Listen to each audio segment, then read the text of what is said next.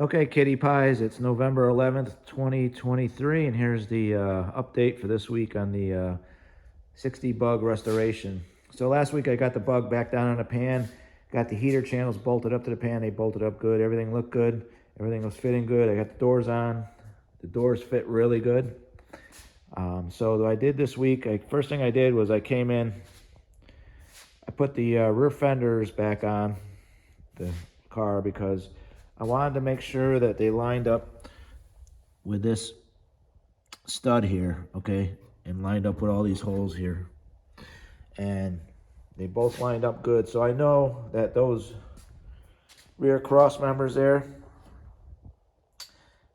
are lined up where they should be because all those holes lined up good to the pan. Now the only problem I had with those rear cross members was I had to cut this piece off on the cross members because these pieces were like in here somehow, and these must be for later Volkswagens. But the early bugs, you can see here, I cut it off here, cleaned it all up because they were just sticking out too far and I wouldn't be able to repair the rust in here. So cut those off, made sure that these studs lined up with the rear fenders. And I know there's a tab here. A lot of guys say it goes on the outside. I stuck it on the inside because I wanted it to look cleaner. So I know I had my work cut out with these rear cross members. They're good. These are the German ones. Brazilian made ones look the same. But these here, like I said, you have to cut that off. Do a little fit work in there. So after I got those fitted, I was going to put the patch panel on, okay? This really gave me a hard time because I wanted to do it right. So first, after I got the rear fenders fitted, I came in here. Hold on, okay, I came in here and I wanted to address the inside rust here. And I was like figuring out a couple weeks how I was going to do this because I wanted that to look just like a factory made piece. I'm going to fabricate all that. So what I did is I came in here and I cut it here, cut it up under the rear seat bracket, cut it all the way back. So you see here, you can take it off now. And there's the piece, okay? So now look, if you look at the rust that was underneath it, it was pretty bad. So I'm gonna make this piece and I'm gonna clean up the edges, make them so I have good weld points. And I'm going to butt weld that back in there. So it'll look like it was never even touched. If you go to Fitzy's Fabrication, he shows you how to make all these panels. Very good YouTube channel. Fitzy's Fabrications. Guy is amazing. He can make anything out of just regular sheet metal that he's got laying around the shop. I've learned a lot. I've been doing body work for 43 years, and I still learn every year. It's always changing in this industry. So I cut that off, and once I cut that off, the whole back of the car moved on me. I bet you I had a gap that fat there. So I kind of expected that.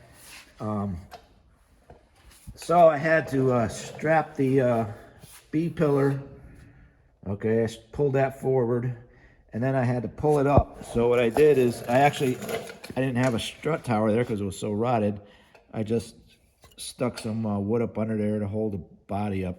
And then I got my door gaps really good again. Okay, see there? Got good gaps again. So I knew that's where the body needed to be, right there. It's actually better gaps than when I bought the car now.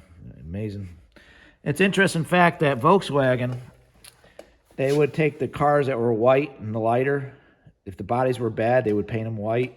If the best bodies were always painted black at the factory. So this was a Flint gray car, so the gaps were kind of funky on this a little bit. But I'm dressing them, making them even better. But anyways, this piece here, this piece came up to this line here. I didn't want to go that high. I wanted to keep it as low as possible. I did have a considerable amount of rust even here, so I had to cut all that out. I had rust up to this first nutsert, so I wanted to use this nutsert on a new panel. And so the first thing I did was trying to cut all this out in here. Okay. This panel, I had to notch it here to slide it in because this panel was all the way over here. Had to notch all this. I didn't notch the bottom because I knew the bottom, that's where it needed to be. I just needed a notch so I could slide it in. And then I had to, I took a cutoff wheel, lined them both up where I thought they would be, and buzzed through both of them, okay? So you see how clean that is now? I got a nice weld point there. So, and then once again, that other piece I make will mate up to this. Make it even stronger in here. I'll have a really good weld here. See how it butts up nice here in the corner? That's where that needs to be. Okay, butts up nice there. I'll have really good weld points. I had to cut the carpet strip a little bit here to get this in. Now you gotta remember, these are aftermarket, so nothing's gonna fit exactly like the factory would. Now here, I overlapped it, okay? So if you go to Fitzy's Fabrication once again, I'm gonna cut and butt. So what cut and butt is where you take a thin cutoff wheel and you cut on an angle like this. And when you do, these two panels will slide together perfect. You'll have a perfect weld with no gap. Makes it a lot better. You can keep your heat down. And then you just cut as you go. Weld, cut, weld, cut, weld, cut, weld. And then from the back side, when you're all done, you just pull the old crusty piece of metal off that you're done. And you'll have a nice butt weld. So here, I didn't do that, but because I had to get this piece on. So I cut it out for now. I'm gonna, butt all this up. Now down in here, once again, these German cross members weren't stamped exactly the way they probably should be. They were sitting down a little farther than it should be. I couldn't get so I had to cut all this away in here from this inner quarter. So I saved the pieces I cut off the repair panel. See that piece goes right there, okay? And it's got the bottom curvature on it to fit down below this cross member. And I also saved the original piece that I cut off. Okay, see how bad it is up underneath? I saved these pieces because if you ever need to make these, you can always make them. It's got the right curvature. So I know that this is sitting a little lower. This piece, if I was to put it in there, isn't going to cover the bottom of this cross member. So what I'm going to do is I'm going to put this in here like this. Probably make it a little filler panel that goes in between those two, weld them, and then it should look pretty good. So a lot of work tonight, a lot of thinking. You got to think about this before you start cutting, because once you cut, you're in trouble. If you cut too short, now you're in trouble. You just wasted your money on that patch panel. So if you look up underneath here, see how it looks now? It'll look nice and factory up under there once I do those plug welds. Okay.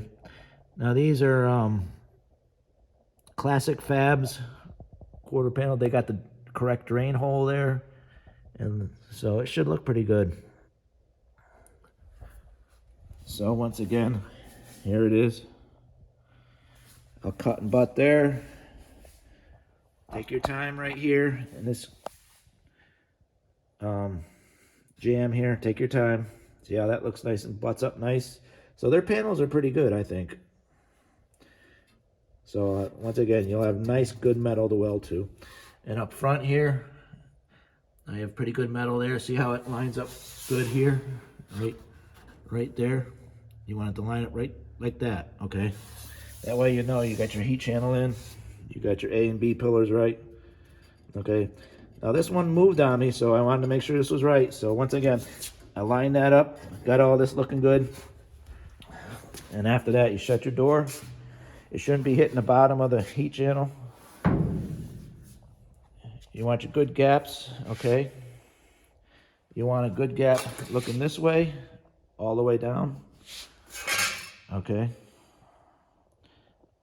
Now, if these gaps are off out here, you can adjust them on your hinges going in and out, okay? You can't adjust your hinges going back. You can't do that. But you can do it if you make shims and actually slide shims in here. Now, if these gaps are too fat in the back here, okay, you could take thin pieces of metal and make them look like your hinge and drill your holes out for your screws, slide those in there, and that'll actually push this whole door back a hair and correct these fat gaps on some of these cars, okay? So if you look at the other side here, I haven't touched this yet. This car came with fat gaps in the back, okay? See how kind of fat that is there? That's the way this car came. But you could fix that by making those shims, okay? Put them in here. But I fixed that side by pulling that quarter panel forward a little bit and up. So those gaps look good now. I'm really happy with them. And I had, believe it or not, I had a little fat gap right here. Fat here, and it was a little tight here. Now it looks good all the way around. Okay. Very happy.